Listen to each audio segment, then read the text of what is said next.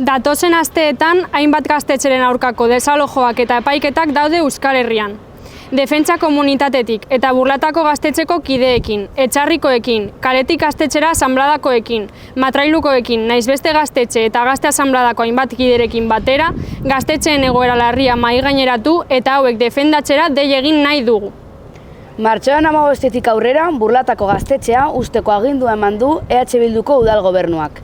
Eta data horretatik aurrera, desalojo eguna edozein momentutan iritsi daiteke.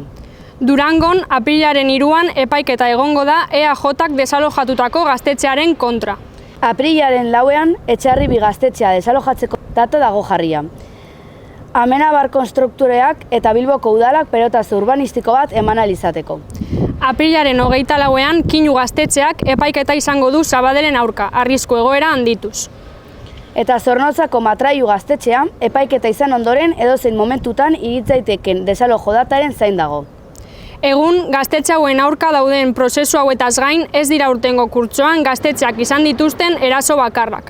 Zestoako gaztetxeko borroka, Lizarrako gaztetxearen aurkako multak, Txirbilenaren desalojo saiakera, Sastraka gaztetxearen aurkako epaiketa, Mosku gaztetxearen desalojoa, Gaztetxe beraren eta Irungo Lakasita gaztetxearen aurkako pintaketa fasistak, Zarauzko gaztetxearen aurkako kriminalizazioa.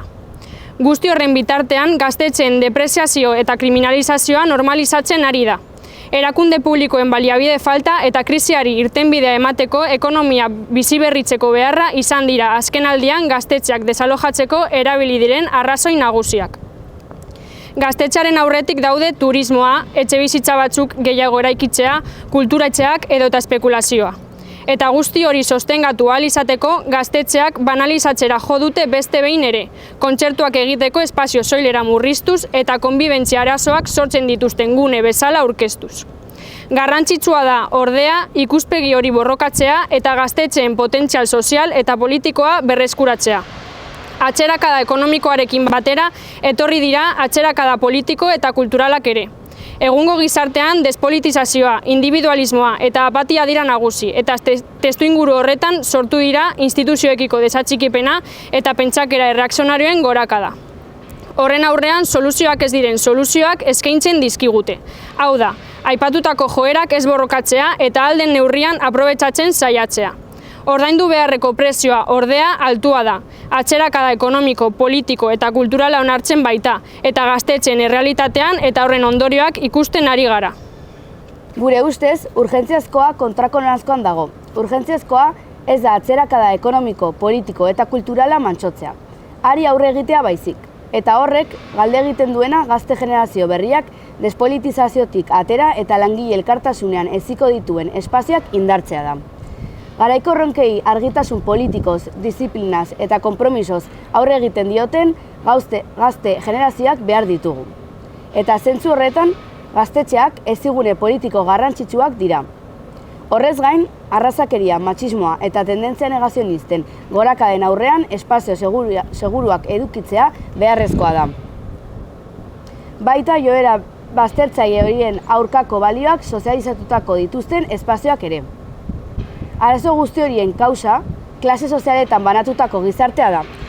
Eta ondorioz, gaztetxeetan gauzatzen den jardun politikoa sistema kapitalista gainditzea izan behar du jopuntuan.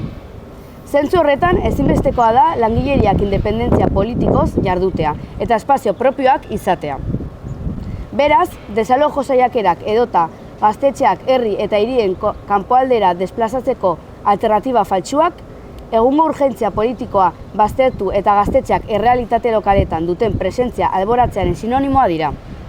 Hau da, beraike dute potentzial politiko, sozial eta kulturala desplazatzea. Hori dela eta, defentsa komunitatetik gazte langileon dugun erronkari eusteko dei egin nahi dugu.